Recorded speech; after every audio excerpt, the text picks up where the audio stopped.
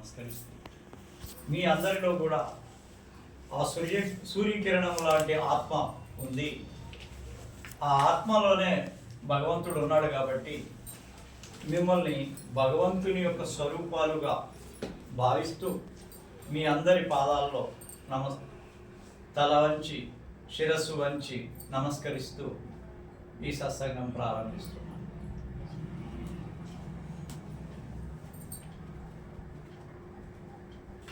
ముఖ్యంగా ఈరోజు సత్సంగంలో గురువు యొక్క మహిమ గురించి చెప్పాలి. గురువు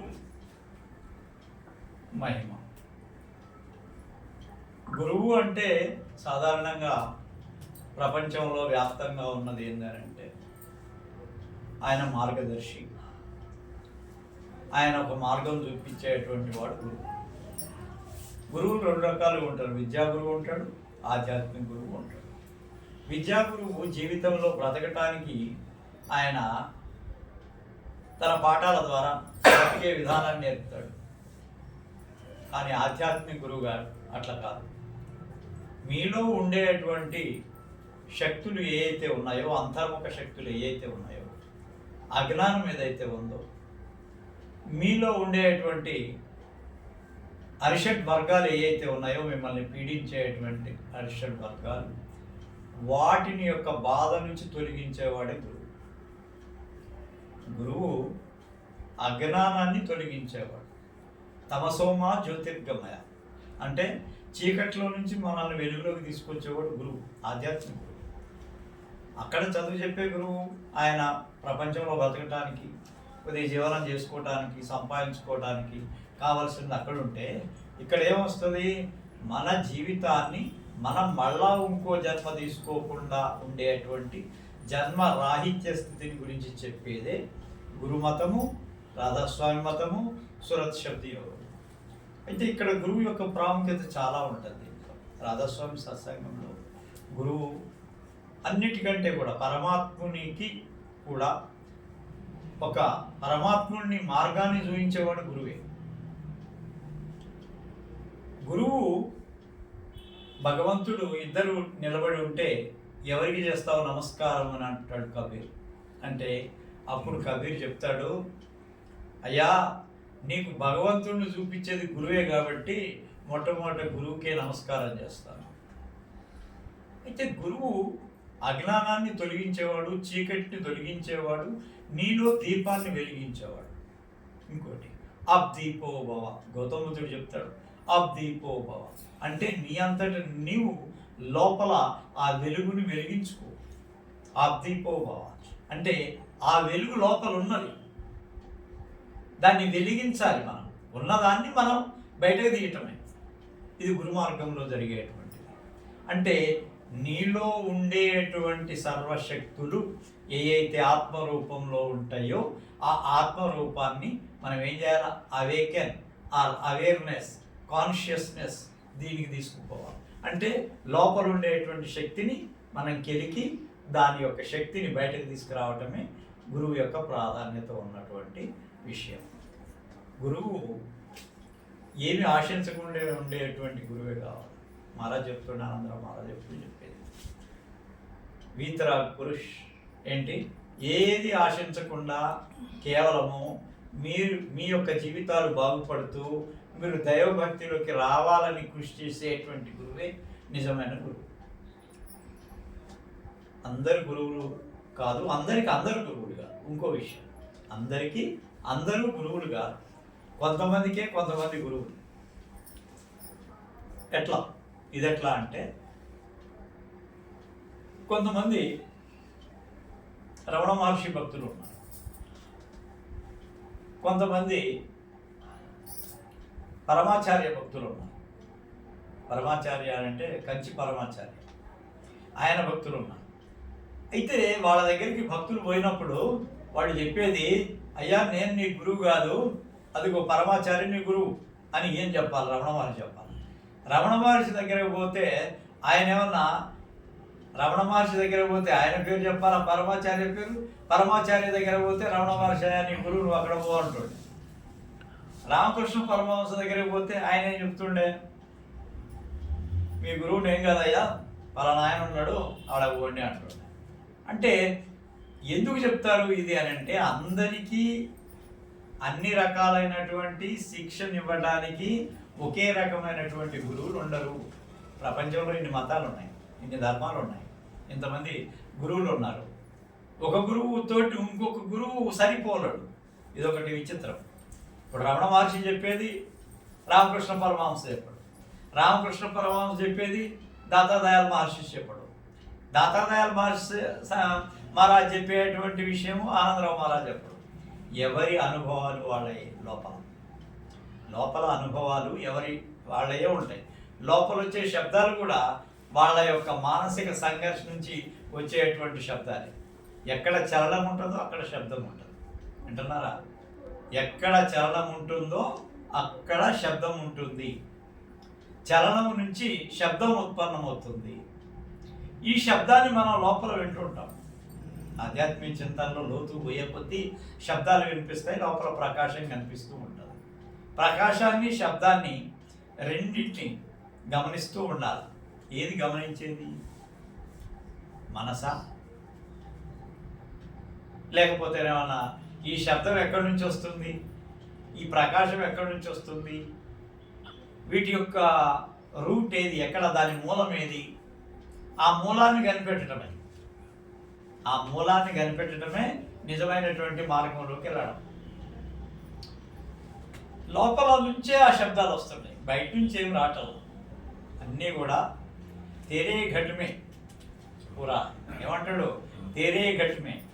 నీ ఘటంలోనే అన్నీ ఉన్నాయా, నువ్వు బయట ఎందుకు వెతుకుతావు? వెతికితే బయట ఎతికితే ఏమీ దొరకదు, లోపలనే వెతకండి.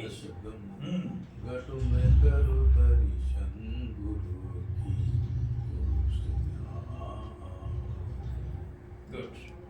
అయితే లోపల ఘటంలోనే గురువు యొక్క దర్శనం. మరి ఈ గురువు దర్శనము ఆనందరావు మహారాజు రూపంలో కనపడతాడా, ముకుందరెడ్డి మహారాజు రూపంలో కనపడతాడా, దాతాదయాల్ మహర్షి రూపంలో కనపడతారు. కనపడరని కాదు, కానీ నిజ రూపం అది కాదు, ఆ రూపం కాదు. శబ్దము ప్రకాశమే నిజమైన రూపం. ప్రకాశం అంటే గురువు యొక్క చరణాలు, పరమాత్మ యొక్క చరణాలను ఏమంటాం మనం? ప్రకాశం.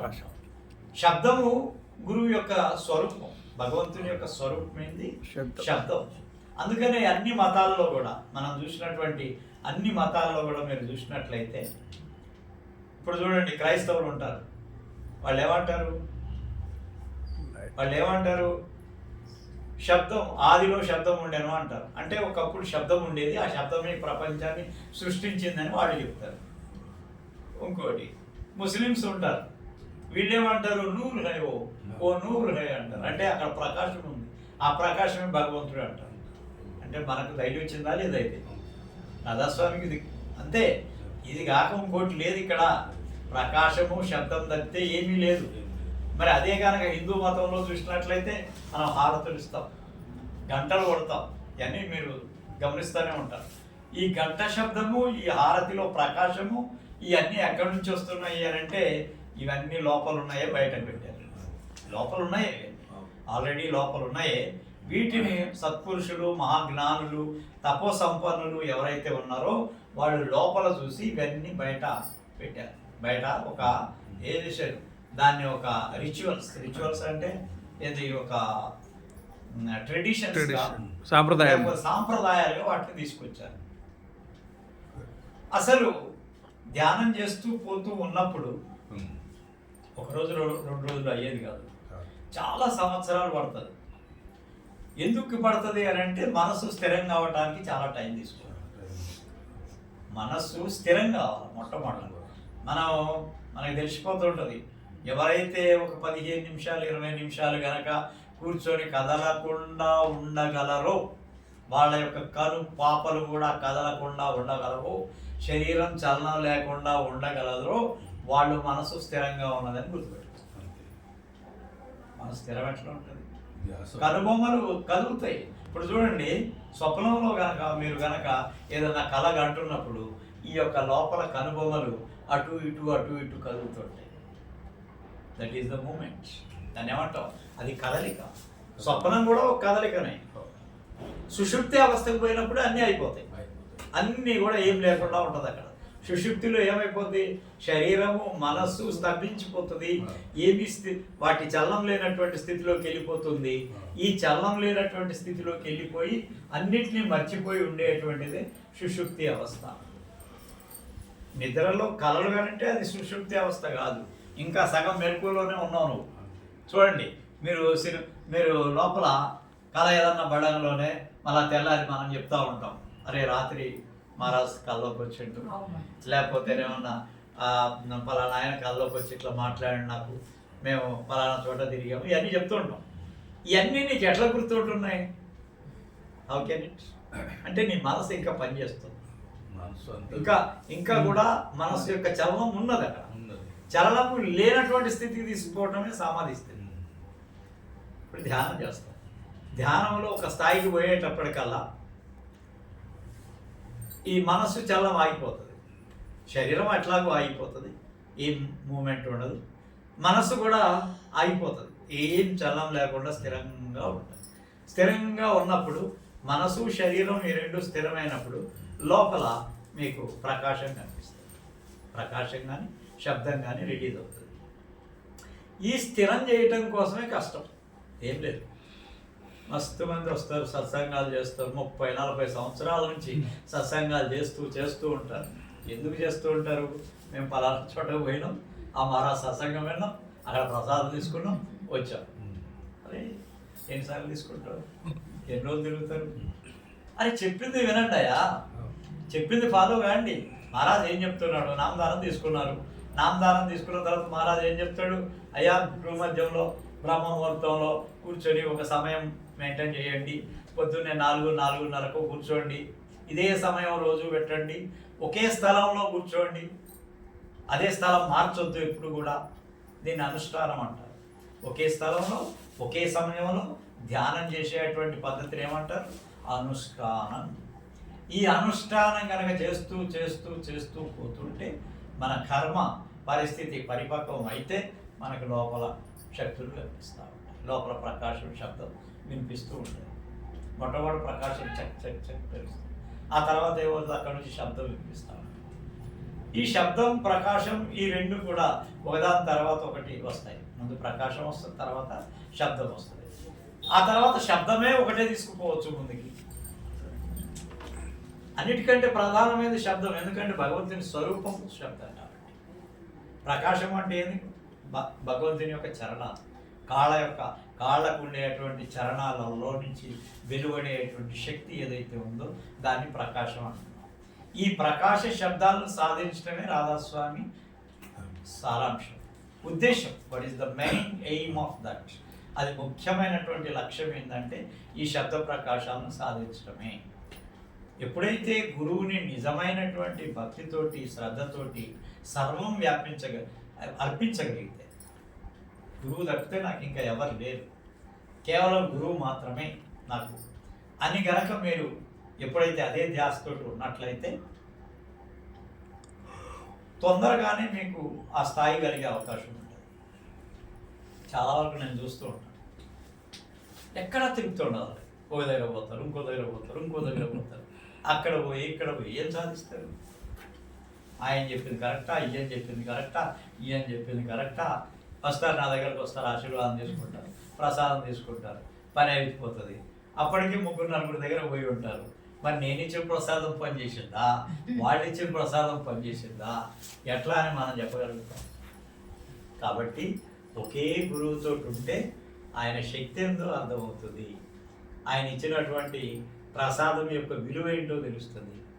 తన దగ్గరకు పోతే ఏం దొరకదు అంటారు కదా, అటు ఇటు తిరిగితే ఓ ఎవరితే దోబిక ఎందుకంటారు, ఎటు అటు కాదు ఇటు కాదు మధ్యలో అయిపోతారు మీరు, వేస్ట్ అయిపోతుంది అని చెప్పడానికి అదే సామెత చెప్తూ ఉంటారు. అంటే ఇక్కడ చెప్పేది ఏంటంటే ఏ గురువుని పట్టుకున్నా కానీ సంపూర్ణంగా విశ్వసించండి.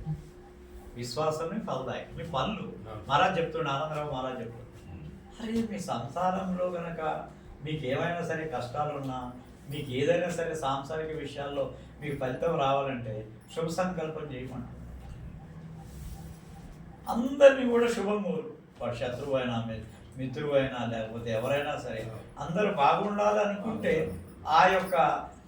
ఆ ధ్యాసతోటి ఆ బాగుండాలి శుభ సంకల్పంతో నీ పనులు మంచిగా అయిపోతాయి. ఇది సంసారికులు. కానీ అదే కనుక ధ్యానం చేసేటువంటి వాళ్ళు ఎవరైతే ఉంటారో వాళ్ళు ఏం చేయాలి? శుభ సంకల్పం కాదు, శివ సంకల్పం చేయాలి. శివ సంకల్పం అంటే భగవంతుడిని దృష్టిలో పెట్టుకొని, గురువుని దృష్టిలో పెట్టుకొని సాధన చేయాలి.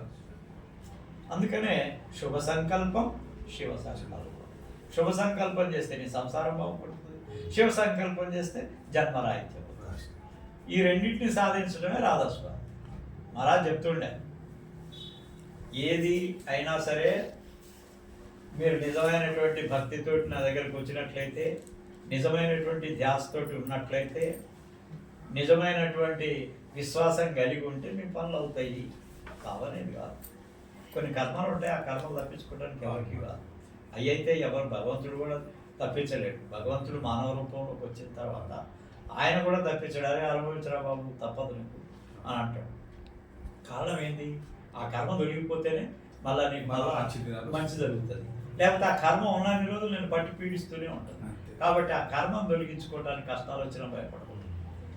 కష్టాలు రాందేవారికి ప్రపంచంలో కష్టాలు రాందేవారికి. ఇన్ని కష్టాలు వచ్చినా కానీ ఓర్చుకుని నిలబడే శక్తి రావాలి. ధ్యానం చేసేవాడికి అదే వస్తుంది. ధ్యానం చేసేవాళ్ళకి లాభం ఏంది? ఎన్ని కష్టాలు వచ్చినా, ఎన్ని బాధలు వచ్చినా, ఎట్లాంటి పరిస్థితులు ఉన్నా నిలబడగలిగితే భగవంతుడి యొక్క ఆశీర్వాదం దొరుకుతుంది, గురువు యొక్క ఆశీర్వాదం దొరుకుతుంది. గురువు యొక్క ఆశీర్వాదంతో ఎన్నో పనులు అవుతాయి. గురువు యొక్క ఆశీర్వాదంతో మీ జీవితం అసలు పూర్తిగా మీ జీవనంలో అనేకమైనటువంటి మార్పులు రావటం మొదలవుతాయి. ఎట్లా మారుతుంది అంటే, ఎప్పుడైతే మీకు ఈ ఆధ్యాత్మిక చింతనలో పై స్థాయికి వెళ్తూ ఉంటారో మనస్సు చాలా సున్నితమైపోతుంది. ఈ మనస్సు సున్నితమైపోయి దేనికి చెడు చేయాలనిపిస్తుంది. అక్కడ పాము పోతున్నా పోని అది వెళ్ళిపోదు. అది మనకేమైనా చేసిందా? నష్టం చేసింది. ఎవరైనా గడిచిందా? దాని జాగ్రత్త అది పోతుంది. దాన్ని అమ్మడబడి చంపేస్తుంది. ఎందుకు? అదొక కర్మ పట్టుకుంటున్నాను. దాన్ని ఏది ఆధ్యాత్మిక స్థాయిలో పైకి పోయే కొద్ది సున్నితమైపోయి మనసు అన్ని జీవుల పట్ల ప్రేమ కలుగుతుంది. ప్రపంచంలో అన్ని జీవుల పట్ల ఏదైతే ప్రపంచంలో భగవంతుడి చేత సృష్టించబడిన సర్వ జీవుల మీద కూడా మనకు ప్రేమ అనేది ఏర్పడుతుంది. ఈ ప్రేమ ఏర్పడడం ధ్యానం వల్ల జరుగుతుంది. ఈ ధ్యాన శక్తితోటి ప్రేమ కరుణగా మారుతుంది. That what we call compassion. ఇది కంపాషన్ అంటే కరుణ. కరుణ అంటే నువ్వు ఇట్లా చూసి, అట్లా ముఖంలోకి చూసి వాళ్ళ బాధతో ఉంటే నువ్వు ఆ బాధ పోవాలని ఒక చూపు చూస్తే ఆ బాధలు వెళ్ళిపోతాయి. దీన్ని కరుణ అంటారు. ప్రేమ అతి పై స్థాయికి పోయినప్పుడు, అతి ఉన్నత స్థాయిలో ప్రేమ పరాకాష్ఠకి వెళ్ళిపోయినప్పుడు అది వచ్చేటువంటి స్థితిని ఏమంటారు? కరుణ, కంపాషన్. ఈ కంపాషన్ కోసం మహాత్ములు బాగా తపస్సు చేసేటువంటి జాగాలో మహాత్ములు అక్కడ పాములు, ఆ తర్వాత పిల్లులు, కుక్కలు అన్నీ కూడా మామూలుగా తిరుగుతూ ఉంటాయి. వాటికి ఇది ఉండదు. ఏదంటే వాటి క్రూరత్వం అక్కడ పనిచేయదు. క్రూరత్వం అంతా కూడా వెళ్ళిపోతుంది. క్రూరత్వం వెళ్ళిపోయి ఏమైపోతుంది? సాధువులుగా మారిపోతాయి. అందుకనే పూర్వకాలంలో మహర్షులు అరణ్యాల్లో తపస్సు చేస్తూ ఉంటే అక్కడ ఉండేటువంటి జీవులన్నీ కూడా చాలా ఆనందంగా హ్యాపీగా ఫీల్ అవుతాయి. ఎందుకంటే వాళ్ళ నుంచి బయలుదేరి వెళ్ళేటువంటి తరంగాలు వాళ్ళ మనసులని, ఆ జీవుల యొక్క మనసుల్ని శాంతిపరిచి, వాటిని ఆనందపరిచి, వాటిని చాలా సంతోషంగా ఉండడానికి ఈ తరంగాలు ఉపయోగపడుతూ ఉంటాయి. కాబట్టి మనం చేయాల్సింది ఏంటి? గురువు పట్ల చంచలమైన విశ్వాసంతో ఉండాలి. ఒక గురువుని నమ్ముకుంటే ఆ గురువే. ఇంకో గురువు గురించి ఆలోచించు. ఎందుకు అంటే మీరు 2-3 రకాలుగా వింటే దేన్ని ఫాలో అవుతారు? సత్సంగాలకు వస్తారండి చాలామంది, మేము చెప్పేది వింటారు. విన్న తర్వాత ఆచరించకపోతే ఎవరి బాధ్యత? ఆచరిస్తేనే కదా ఏదన్నా జరిగేది. ఆచరించకపోతే ఏమొస్తుంది? మీరు ఎన్ని రోజులు తిరగండి, 40 సంవత్సరాలు 50 సంవత్సరాలు సత్సంగీలు ఏం లాభం? ఆచరించకపోతే ఏం లాభం? కొంతమంది దైవభక్తులు తిరుపతి నుంచి తిరుపతి స్వామి స్వామి స్వామి అని పోయి అక్కడంతా కూడా బాగా కొన్ని రోజులు అక్కడ దీక్షలో ఉండి స్వామిని దర్శించుకొని అయ్యప్ప స్వామిని దర్శించుకొని కిందకు వచ్చిన తర్వాత మళ్ళీ అయ్యే అలవాట్లు, అదే తాగుడు, అదే తిరుగుడు, అదే మొత్తం జీవితం అంతా మళ్ళీ అదే. నువ్వు 40 రోజులు చేసేది ఎందుకు? మళ్ళా టైం అంతా వేస్ట్ చేసుకోవటం ఎందుకు? ఆడకపోయి కిందకి రాగాలని మళ్ళా నీలో మార్పు రాకపోవడం ఏంటి? అంటే ఇన్ని రోజులు నువ్వేం చేసావు? నీలో ఉండేటువంటి ఆ యొక్క కోరికని బంధించావు. అది బంధించేటప్పటికి ఏమైపోతుంది? అది బయటకు వస్తే ఒకటేసారి విస్ఫోటనం అయిపోతుంది, పేలిపోతుంది. పేలిపోవటం వల్ల ఏమైపోతుంది? నువ్వు మళ్ళీ అంతకంటే ఎక్కువ తింటావు, అంతకంటే ఎక్కువ తాగటం అయిపోతుంది. ఇది కాదు దైవం, ఇది కాదు ఏది, ఇది కాదు దైవం యొక్క చింతనలో ఉండటం. దైవ చింతనలో ఉన్నావు అని అంటే ఒక్కసారి చేసిన తప్పు మరొకసారి చేయకూడదు. ఎవరైనా తప్పులు చేస్తారు, తప్పులు చేయటం అనేది సాధారణం. పోయింది అయిపోయింది, ఇప్పటి నుంచి గట్టిగా ఉండు. ఇప్పుడు కూడా సరిగా ఉండకపోయావు అనుకో, నువ్వు ఎప్పటికీ మారవు. నేను చెప్తా, సత్సంగాలు బాగా వినండియా, అటు ఇటు చూడొద్దు, అటు ఇటు చలించకూడదు, మీరంతా నేను చెప్పేదే కరెక్ట్, డైరెక్ట్గా నా కళ్ళలోకి చూడండి అని నేను చెప్తా. మీరు చేసే ఆటలు మీరు చేసేటి చేస్తూ ఉన్నారనుకో, వాట్ ఈస్ ద యూస్? ఏం లాభం? ఇక్కడికి వచ్చినందుకు నేను మీకు మీ కష్టాలు, మీ బాధలు, మీ ఆరోగ్యాల గురించి ఇక్కడ ఏదైనా సరే కొద్దిసేపు వాళ్ళతోటి ప్రశాంతంగా ఉండి వాళ్ళకు కొద్దిగా ఆశీర్వాదం ఇచ్చిపోదామని వచ్చాను. దాన్ని సద్వినియోగం చేసుకోవాలి కదా. సద్వినియోగం చేసుకుంటే కుటుంబం బాగుపడుతుంది. సద్వినియోగం చేసుకోకపోతే ఏం లాభం? మన ఆవేశం తగ్గించుకోకపోతే, మన వైఖరిలో మార్పు రాకపోతే ఎన్ని రోజులు సత్సంగం చేస్తే లాభం లేదు. మార్పు రావాలి. ఎన్ని కష్టాలు వచ్చినా ఎన్నైనా సహించే శక్తి ఉండాలా. మన మహారాజ్ చెప్పిండు ఇట్లా ఉండాలి అని అంటే అట్లనే ఉండాలి. ధ్యానం చేసేటప్పుడు ఇంకా జాగ్రత్తగా ఉండాలి. ఎక్కడ తప్పిపోతామో, ఎక్కడ కింద పడిపోతామో, ఎక్కడ ఏమైపోతుందో అది ఎట్లా ఉంటుంది ధ్యానం చేస్తే? ఒక కత్తి మీద నడిచినట్టుగా ఉంటుంది. ఈ కత్తి మీద నడిచినట్టే ధ్యానం అంటే. ఈ ధ్యానం కరెక్ట్గా ఇట్లనే ఉంటేనే కరెక్ట్గా నడుస్తుంది. అందుకనే జనకం దగ్గరికి ఈయన వేదవ్యాసుడు తన కుమారుడు పంపిస్తాడు. వేదవ్యాసుడు తన కుమారుణ్ణి పంపిస్తాడు, శుక మహర్షి. ఆయన పేరేంటి? శుక మహర్షి. శుక మహర్షి ఇటు శుక మహర్షి ఇటంటున్నావా? ఎక్కడ నేనా మరా? శుక మహర్షిని పంపిస్తాడు జనకం దగ్గరికి వేదవ్యాసుడు. ఎందుకు పంపిస్తాడు వేదవ్యాసుడు? ఆయన కూడా గొప్ప మహర్షే కదా. కొడుకుకి బ్రహ్మ విద్య నేర్పడానికి, ప్రాక్టికల్గా ఎట్లా జీవనం చేయాలో నేర్పడం కోసం ఎవరి దగ్గర పంపుతాడు? జనక్ మహారాజు దగ్గర పంపుతాడు.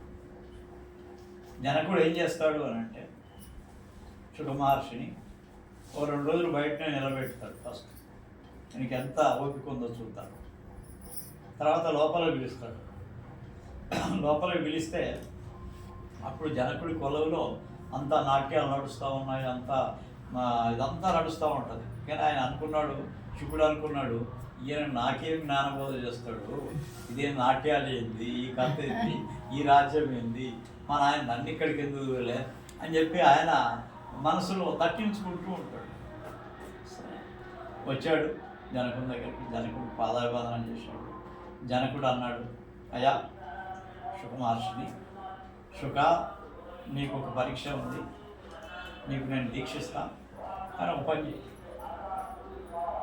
ఏం లేదు, నా నగరం అంతా నువ్వు తిరిగి రావాలి. ఎట్లా తిరిగి రావాలా? నీ నెత్తి మీద ఒక ఏమంటాం అది కుండ నూనె కుండ పెట్టుతాం, దాంట్లో ఏమన్నా పూర్తిగా నూనె. నూనె పోసిస్తాం నిండా. కొద్దిగా అటు ఇటు అయినా కానీ కింద పడిపోతుంది. ఏది నా నగరం ఎంత బాగుందో నువ్వు చెప్పాలా సుమా. ఈ నూనె మాత్రం ఒలకొద్దు, నువ్వు మాత్రం మొత్తం నగరం అంతా తిరిగావు. దానికి తోడు ఏం చేస్తాడు జనకుడు, ముంగట బాజా తిరిగి మళ్ళా అంతకుముందు నాట్యాలు చేసుకుంటా పోవటం. ఈయన ఏమన్నా ఇట్లనే చూసుకుంటా పోవాలా. అవి వాటిని చూడాలా, ఇక్కడ చూడాలా, నగరం గురించి చెప్పాలన్నమాట. సరే పోయాడు వచ్చాడు. వచ్చిన తర్వాత జనకుడు అడిగాడు, శుక ఏం చూసినావు? ఏం చూడలేదు. నీకేం చెప్పాను? నగరం ఎట్లా ఉందో దాని శోభ ఉందని చెప్పమన్నాను కదా, మరి ఎందుకు చెప్పలేదు? నాకు ఈ ఒలికిపోతుందనే భయం ఉంది కదా, దీని మీద దృష్టి పెట్టినాను. ఇప్పుడు వచ్చినావు పాయింట్కి, ఇప్పుడు వచ్చావు. నేను కూడా అదే విధంగా బతుకుతున్నానయా. ఇవన్నీ చూసినాం కదా, ఇప్పుడు నాట్యాలు జరుగుతున్నాయి, అవి జరుగుతున్నాయి. ఈ అన్నిటిని చూస్తూనే నేను నా ధ్యాసలో నేను ఉంటున్నా. నేను ఏ స్థాయిలో ఉన్నాను ఆ స్థాయిలోనే ఉన్నా. కానీ ఇదంతా ప్రపంచానికి ఇట్లా కనపడుతుంది అంతే. ఇప్పుడు నువ్వు చూసింది కూడా కదే. ఏమన్నాడు, నువ్వు అంతా చూసి వచ్చినావు కదా, ఏం కనపడదా? నువ్వు వాళ్ళు నాట్యం తెరవదు, బాజా భజంత్రీలు, ఆ భవనాలు అన్నిటినీ ఏడ చూస్తే ఒలిగిపోతుంది. కాబట్టి ఆ యొక్క నిగ్రహం శక్తి కోసం, ఆ యొక్క ప్రయోగం కోసం ఏం చేశాడు ఆయన? వేదవ్యాసుడు తన కుమారుడిని జనకుని దగ్గర పంపించాడు. జనకుడు ఇదే స్టేట్మెంట్ ఇచ్చాడు. ఇప్పుడు చూసావు కదా, ఈ స్థాయిలోనే ఉండాలి. ప్రపంచాన్ని చూస్తూ ఉండు, ప్రపంచంలో దిగిపోకు. ఏంది? ప్రపంచాన్ని చూస్తూ ఉండు, ప్రపంచంలోకి దిగిపోకు. నీ స్థాయి నీదే. కాబట్టి ఆ స్థాయిని నువ్వు సాధించు. సాధన ద్వారానే సాధించాలి. మాటల ద్వారా ఏది సాధించలేదు. కాబట్టి సమయాన్ని, మనకు భగవంతుడు ఇచ్చిన సమయాన్ని కరెక్ట్గా సద్వినియోగం చేసుకోవాలి, ఉపయోగించాలి, వేస్ట్ చేసుకోకూడదు. ఇప్పుడు విద్యార్థి దశలో ఉన్నప్పుడు పాఠాలు చదవకుండా రోడ్డు వెంబడి తిరిగితే ఏమవుతుంది? సార్ పాఠాలు చెప్తుంటే అటు ఇటు కలిగినాం అనుకో, ఏమర్థం? నీ చేష్టం నీ ఎట్లా వస్తాయి మార్కులు? ఎట్లా సబ్జెక్ట్ అర్థమవుతుంది? సబ్జెక్ట్ అర్థం కావాలంటే ఏం చేయాలి? కాన్సన్ట్రేషన్ అవసరం. ఒక అరగంట కూడా కాన్సన్ట్రేషన్ లేకుండా ఉంటే మరి జీవితం ఏమవుతుంది? కాన్సన్ట్రేషన్ లేనప్పుడు ఏం లాభం చెప్పు? చదివి ఎక్కడికి తీసుకెళ్తుంది? ఒక పాఠం చదువుతున్నామంటే పూర్తిగా దృష్టి దాని మీద ఉండాలి. ఒక పాఠం చెప్తున్నానంటే పూర్తిగా మైండ్లోకి వెళ్ళిపోవాలి. నీ చేష్టలు నీ అయితే ఉన్నారు. ఎవరు రక్షించలేరు, ఎవరు కూడా రక్షించలేరు. కాబట్టి మనకి ఇచ్చినటువంటి సమయాన్ని మనం సద్వినియోగం చేసుకోవాలి. రోజు పొద్దున్నే 4 గంటలు చేసి ఎందుకు చదవమంటాం? ఎందుకు ధ్యానం చేయమంటాం? భగవంతుడు ఇచ్చిన సమయాన్ని సద్వినియోగం చేయకపోతే నువ్వు ఎప్పుడు సద్వినియోగం చేసుకుంటావు? ఎప్పుడు జీవితాన్ని బాగు చేసుకుంటావు? ఎప్పుడు ఆ భగవంతుని యొక్క దారిలోకి వస్తావు? ఆ ప్రకాశాన్ని, శబ్దాన్ని ఎప్పుడు చూస్తావు? కాబట్టి సమయాన్ని చాలా జాగ్రత్తగా ఉపయోగించుకోవాలి. విద్యార్థి అయినవాడు విద్య మీద దృష్టి పెట్టాలా? జ్ఞాని కావాల్సిన వాడు ఎప్పుడు సాధన మీద దృష్టి పెట్టాలా? సంసారం బాగుండాలనుకునేవాడు శుభ సంకల్పం చేస్తూ ఉండాలి. మనమే గొప్పవాళ్ళం, నా వల్లే అవుతుంది, నేనే అన్నిటికి కారణం. ఇదేంటి? అహంకారం. ఈ అహంకారం ఇంటికి దించేస్తుంది. అంత గొప్పవాడు నేను మొత్తం చేసి వచ్చినా అన్నీ కరెక్ట్, చూస్తే మార్కులు తక్కువ వచ్చా, ఏమో నీ అహంకారం నీకే దెబ్బ కొడుతుంది. ఎవ్వరు కూడా అహంకరించరు. అహంకారం కోల్పోవడమే, అహంకారం లేకపోవడమే మనసు లేని స్థితి. అంటున్నావా? మనసు లేని స్థితి అంటే there is no ego in you. నేను అనేది వెళ్ళిపోతుంది. నేను కాదు అక్కడ, వాడు. జబ్ మైతా తబ్ తూ నహీ, జబ్ తూ హై మై నహీ, ప్రేమ్ గలి అతి సంకరి వామై దోనస్. వాణ్ణి పట్టుకో. నేను అనుకుంటే రావు. దానికోసం ప్రయత్నం చేయి. భగవద్ ధ్యానంలోకి రావాలనుకున్న వాళ్ళు, భగవంతుని యొక్క స్వరూపాన్ని చూడాలనుకున్న వాళ్ళు, భగవంతునితో అనుసంధానం కావాల్సి అనుకున్న వాళ్ళు, ఆ స్థాయికి పోవాలనుకుంటే అక్కడనే ఉన్నా, అదే స్థాయిలోకి పోవాలి. ఇటు ప్రపంచంలో డబ్బులు చేస్తా, అటు భగవంతుడిని ప్రార్థిస్తా అంటే కుదరదు. ఇటు ఆటలాడతా, అటు పాఠాలు చదువుతా, ఇటు ఫస్ట్ క్లాస్ రావాలా, దానికి దృష్టి పూర్తిగా దాని మీద పెట్టినప్పుడే అది దైవం వైపు కానీ, జ్ఞానం వైపు కానీ, లేకపోతే విద్య వైపు కానీ మరలాలంటే క్రమశిక్షణ అవసరం. క్రమశిక్షణ లేనిది, డిసిప్లిన్ లేనిది ఏది మనం సాధించలేదు. డిసిప్లిన్ కావాలి, డిసిప్లిన్ ఉండాలి. పొద్దున్న 4 గంటలు లేవాలంటే 4 గంటలు లేవాలి, ధ్యానంలో కూర్చోవాలంటే కూర్చోవాలి, 4 గంటలు చదువుకోవాలంటే చదువుకోవాలి. మరి ఇవన్నీ లేనప్పుడు మనం సాధించేది ఎట్లా సాధించాలి? కాబట్టి ఎంత టైం? 31 minutes. కాబట్టి నేను చెప్పేది ఏంటంటే, మనం ఈ జన్మకు వచ్చాం కాబట్టి దీన్ని సాధించాలని చెప్తున్నాను. మీరు ప్రపంచంలో సాధించాలంటే, ప్రపంచాన్ని సాధించాలంటే క్రమశిక్షణ కావాలి. దైవం వైపు నడవాలన్నా క్రమశిక్షణ కావాలి. డిసిప్లిన్ లేదే మనం ఏం చేయగలుగుతాం, ఏం చేయగలుగుతాం. కాబట్టి ఒకే గురువుని పట్టుకోవాలా, ఒకే సమయాన్ని ఉపయోగించి అనుష్ఠానం చేయాలి, బాగా దాని మీద ప్రాక్టీస్ చేయండి. అబద్ధాలు ఆడకుండా, ఎవరికి హాని చేయకుండా, పర్లోసం కోసం ఆశించకుండా మనం కనుక జీవితాన్ని కనుక ముందుకు తీసుకెళ్తే మన జీవితంలో శాంతి, ఆనందం దొరుకుతుంది. డబ్బులు రావచ్చు, నేను చాలామంది చూసిన, డబ్బులు ఉన్నవాడు శాంతిగా లేడేవాడు. కోట్ల రూపాయలు ఉన్నవాడు ఆ ఇన్కమ్ ట్యాక్స్లు, వాటిని వీటిని బేమార్లు, అనవసరమైన డబ్బు ఇంట్లోకి వస్తే బేమార్ అయిపోతుంది. చాలామంది చూస్తాను. మన ఒక ఆయన నా దగ్గరికి వచ్చాడు, ఏడి బాగా డబ్బులు సంపాదించాడు, అన్నీ దొంగ సొమ్మే. ఏడి అంటే కరెంట్ డిపార్ట్మెంట్లో ఏడి. నేను అడిగిన, నువ్వు లంచాలు తీసుకుంటావు కదా? అవునమ్మా, నువ్వు ఎప్పుడైతే లంచాలు తీసుకున్నావో నీకు అట్లనే ఇది వ్యాధి నీకు అందుకే వచ్చింది. నువ్వు ఇక్కడి నుంచి మాత్రం లంచాలు తీసుకోవాలి. నా దగ్గరికి వచ్చావు కాబట్టి నేను చెప్తాను, నువ్వు ఇక్కడ నుంచి లంచాలు మాత్రం తీసుకుంటావు. దాని ఫలితం ఏమైందో తెలుసా? అతను పూర్తిగా కాలంతా ఇదైపోయింది.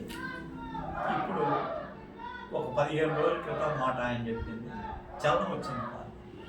అది పూర్తిగా ముందు వరకు అయిపోయింది, అది రావడం కష్టం. కానీ ఒక చిటికెన వేరు కాడ నుంచి ఇప్పుడు స్పర్శ స్టార్ట్ అయ్యింది. చెప్పింది నడిచారు. ఆయన భార్య కూడా చెప్పాడు, అమ్మా నువ్వు రోజు వంట చేసేటప్పుడు రాధాస్వామి కానీ సాయిరామ్, వాడు సాయిరామ్ భక్తుడు, సిడి పుట్టపర్తి సాయిబాబు, సాయిరామ్ అని రోజు నువ్వు వంట చేసేటప్పుడు అదే పనిగా చెయ్యి, రోజు హారతి చెయ్యి అని చెప్తే ఆమె నిజంగా చాలా జాగ్రత్తగా చేస్తూ ఉంది. ఫలితం కూడా వస్తుంది. అంటే ఇక్కడ ఏంటంటే చెప్పింది చేస్తే ఫలితం వస్తుంది, మరి చేయకపోతే లాభం లేదు, చేయకపోతే ఎవరికి కూడా లాభం లేదు. కాబట్టి నేను చెప్పేది ఒకటే, మాటలు విడిచిపెట్టేసేయండి, దాన్ని యాక్టివిటీలో పెట్టండి. మాటలు వద్దు, సాధన చేయండి. మాటలు వద్దు, తప్పులు చేయకుండా జీవనం గడుపుతూ నిజమైనటువంటి భగవత్ మార్గంలోకి రాండి. ఎంత మీరు నిస్వార్థంగా, ఎంత చక్కగా, ఎంత దృఢ దీక్షతోటి భగవంతునికి అంకితమై మీరు ఏదైతే చేస్తారో దాని ఫలితం తప్పకుండా ఉంటుంది. ఎక్కడో ఒకసాట మీకు అది ఫలితాన్ని ఇస్తుంది. మీరు కొన్ని సంవత్సరాల నుంచి కష్టపడి ఎన్నో బాధలు అనుభవించిన ఆ బాధలకు ఒక్కరోజు ఫుల్ స్టాప్ అయి సుఖం కూడా వస్తుంది. ఎప్పుడూ బాధలు ఉండవు. ఎప్పుడు 100% పొద్దుదాకా ఏడ్చేవాడు ఎవడో ఉండడు. 24 గంటలు ఏడుస్తారా? ఒక గంట ఏడుస్తాడు, కళ్ళు తుడుస్తారు, మళ్ళా కళ్ళు తుడిచిన తర్వాత 1 గంట తర్వాత మళ్ళీ ఏడుస్తాడు, మళ్ళా తుడుస్తారు. కానీ 24 గంటలు ఎవడే ఆగడు. కాబట్టి ఎప్పుడు కూడా అన్ని రకాలుగా దుఃఖాలు ఉండవు, అన్ని రకాలుగా సుఖాలు ఉండవు. సుఖాలు ఉండవు, దుఃఖాలు ఉండవు, రెండింటిని కలిపిందే జీవితం. కాబట్టి రెండింటిని కలుపుకొని పోతూ ఉంటే ఒక స్థిరమైన జీవితానికి వస్తే ఈ రెండింటిని చూసే శక్తి వస్తుంది. సాక్షి, మనస్సాక్షి అంటే సాక్షి యోజ, ఏమంటున్నా సాక్షి హోజావు. సాక్షి అంటే ఏది జరిగినా కానీ దాన్ని చూస్తూ ఇదంతా ఒక ఆట, భగవంతుడు ఆడిస్తున్నటువంటి ఆట అని ఎప్పుడైతే అది విట్నెస్గా ఉంటావో, సాక్షిగా నువ్వు ఉంటావో ఆ చర్యలకు, నేను ఎక్కువ బాధించదు. కాబట్టి ఈ స్థాయికి రావాలనే నా కోరిక. మీరు కూడా ఆ స్థాయికి రావాలని, మీ జీవితంలో ఆనందం ఉండాలని, మీకు ఎన్ని సమస్యలు ఉన్నా కానీ అవన్నీ తొలగిపోవాలనే మీకు ఆశీర్వాదం. మీ అందరికీ ఆశీర్వాదం. అందరికీ రావాలి. రాధా